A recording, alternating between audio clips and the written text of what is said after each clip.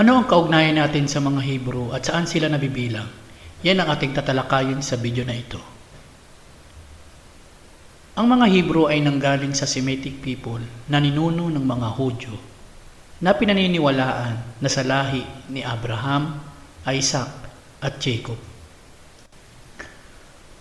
o tinatawag na 12 tribe of Israel sa Genesis. Paboritong anak ni Jacob ay si Joseph. Siya ay pinagbili ng kanyang mga kapatid at napunta sa Ehipto.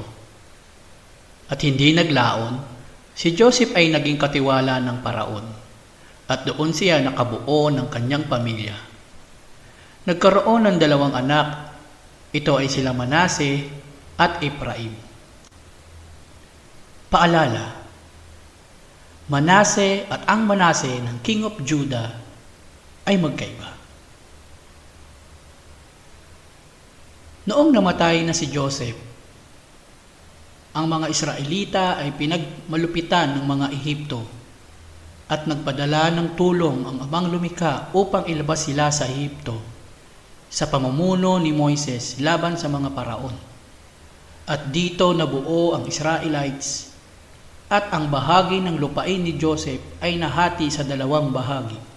Ito ay ang Manase at Ephraim tribe.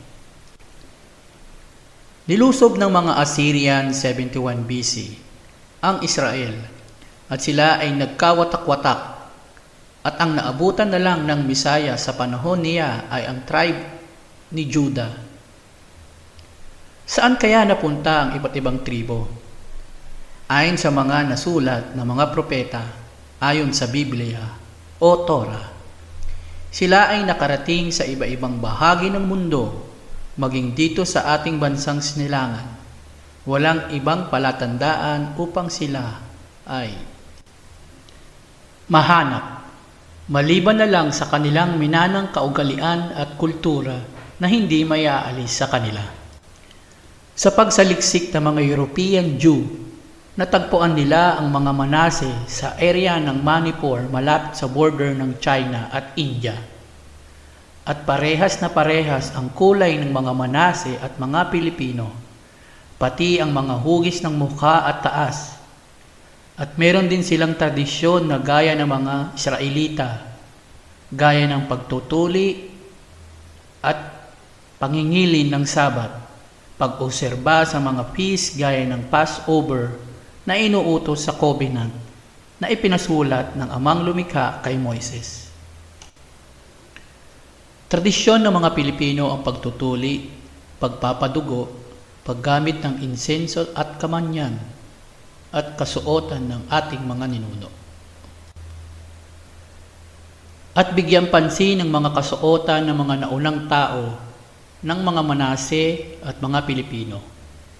Parehas na parehas ang mga kasuotan ng mga pugaw, lumad, maging mga igurot ay parehas sa mga kasuotan ng mga Manase tribe. At ang Manase tribe ay may sayaw na ginagamitan ng kawayan o bamboo stick. Ito ay hawig sa ating tradisyon na sayaw na tinatawag na tinikling.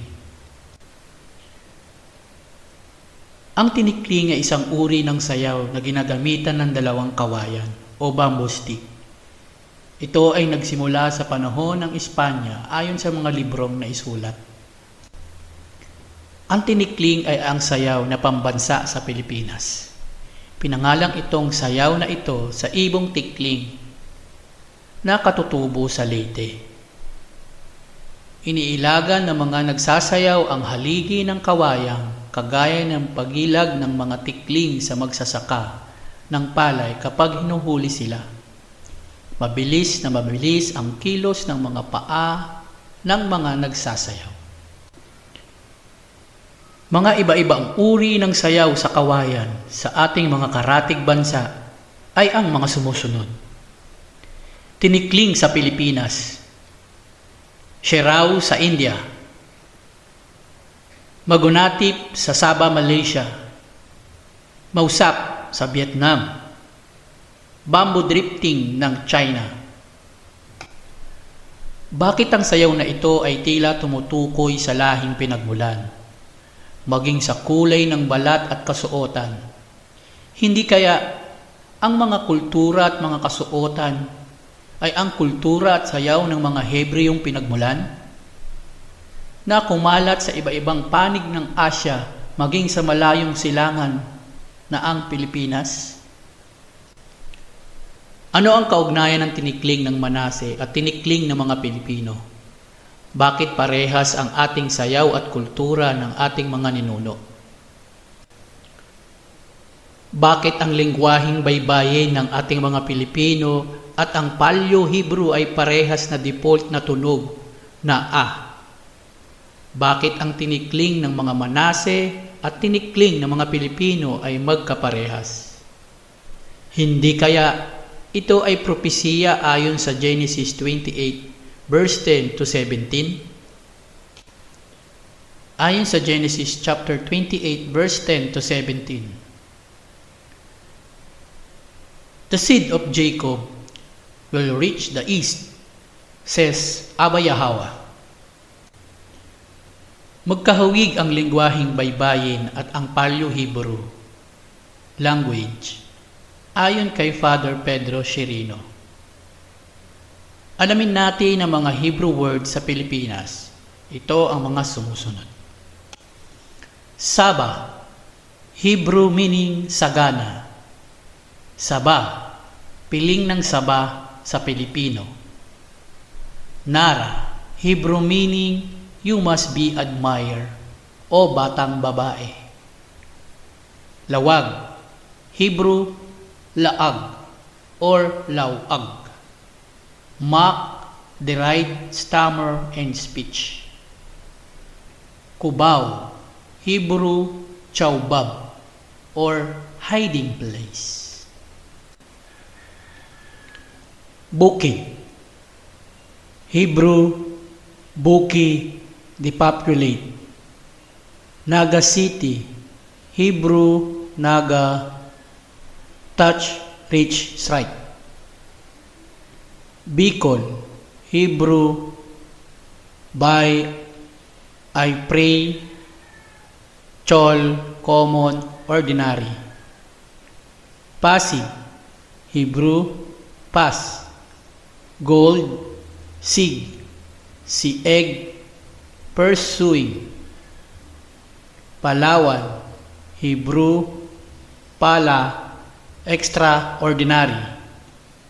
Samar, Hebrew samar, to bristle up. Bohol, Hebrew bogo or come, all, ayok. Mindoro, Hebrew min, kind, doro, gift from Almighty Creator. Mainit, Hebrew, main dwelling it from Ayit Dart Gridley. Surigao, Hebrew, Suri, Princess Daal defiled. Torah, ang kahulugan sa Hebrew ay instruction. At ang turo, ang kahulugan sa Pilipino ay instruction. Ka ng Hebrew at ka ng Pilipino words ay parehas. Pohaw means empty ng Hebrew. Boham ng Romblon, empty din ang tawag. Tolda, Hebrew meaning shelter. Tolda, Filipino meaning masisilungan. Ang mga Hebrew words na nabanggit ay ilan lamang sa mga Hebrew words sa Pilipinas at marami pang Hebrew words na salita dito sa ating bansa. Ang mga narinig natin at napanood, bakit ang daming mga Hebreyong salita sa Pilipinas at mga sayaw at kultura, ito ba ay aksidente lang na namanan natin? O ito ay may kaugnayan sa ating mga Pilipino? Hindi kaya ang lahi natin ay ang mga sinaunang Hebreo na galing sa lahi ni Opir, Joktat, kapatid ni Peleg, ang ama nila si Eber na apo sa talampakan ni Noah na ama ng mga Hebrew Israelites? Ang Opir ay dinudugtong sa lahing Hebreo. Kung Upir nga ang Pilipinas ayon kay Pigapetta at si Upir ay ang angkan ng mga Hebreo, sa makatuwid, may dugong Hebreo tayong mga Pilipino? Ang mga Hudyo ay may IQ na sumusukat sa 115 IQ level. Hindi kaya ang talino nating mga Pilipino at pagbigkas ng iba't ibang wika ay sadyang madali para sa ating mga Pilipino? At ang mga numero sa matematika at agham, herograpiya at iba pang mga talento at talino ay nanggaling sa lahing mga Hudyo? Hindi kaya ang pagsakop sa atin ng mga Kastila ay para burahin ang kasaysayan ng mga natitirang Hebreo sa buong kalupaan ng mundo, maging dito sa malayong silangan na tinatawag na Pilipinas? Huwag pong kalimutan na mag-like at mag-share at pindutin ang bell notification icon para sa mga susunod nating video. Marami pong salamat kapatid. Pagpalain kayo ng ating amang lumikha. Be blessed. Shalom. Yahawada.